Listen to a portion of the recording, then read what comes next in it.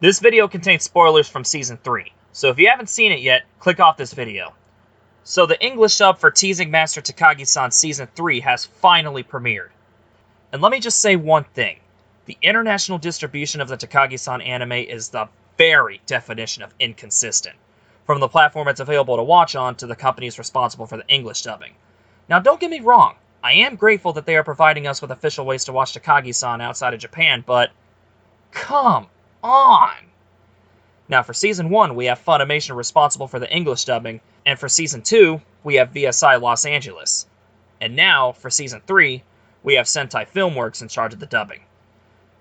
The dub for Season 2 had an entirely different voice cast than the one that was in the Funimation dub, so people assumed that the voice cast in the dub for Season 3 would be different as well. Well, you're not going to believe this, but Sentai actually managed to get most of the voice actors from the Funimation dub of Season 1 to reprise their roles in this one. I was very surprised when I found that out. I really have no idea how they managed to pull that off, but they did it. Now, I remember that most people's complaints on the Funimation dub is that the characters' voices made them sound a lot older than how old they were supposed to be, especially Nishikata's voice. And I'm willing to bet that they're going to make the same complaints here. But I'm going to be honest with you guys, I think, by now at least, it would actually make sense for their voices to sound this way.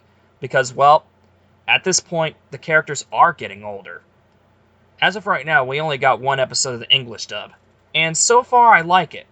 It's pretty nostalgic to hear the Funimation voices again, and they still do a really good job here. But I do feel that there are some things that need to be said. First of all, this isn't really a complaint or anything, but I was so used to hearing Aaron Dismuke's Nishikata refer to Takagi as Takagi without her honorific, that hearing him actually refer to her as Takagi-San was actually kind of surreal. It's going to take some getting used to. But now let's get into the real complaints here. Kimura. I'll be honest, I am not a fan of how he sounds. The voice is just so unfitting. And then there's the B-plot trio. Yukari and Sanai sound good, but Mina, oh, Mina, what did they do to you? She definitely sounds a lot older than her actual age.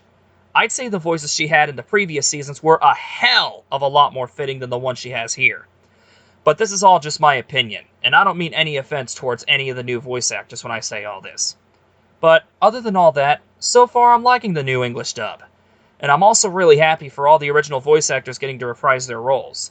But like I said earlier, we only have one episode of the dub so far. I'll give you my final thoughts on the dub once it's finished airing. And I'm looking forward to seeing how the dub will handle the memorable episodes, like the Culture Festival, the Christmas date, Valentine's Day, and of course, White Day.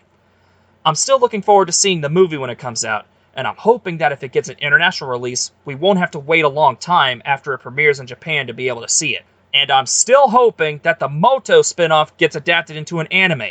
Please make it happen, please make it happen, please make it happen, please make it happen, please make it happen! Anyway, thank you all for watching this video. This is Night3 235 signing off, and I'll see you all next time.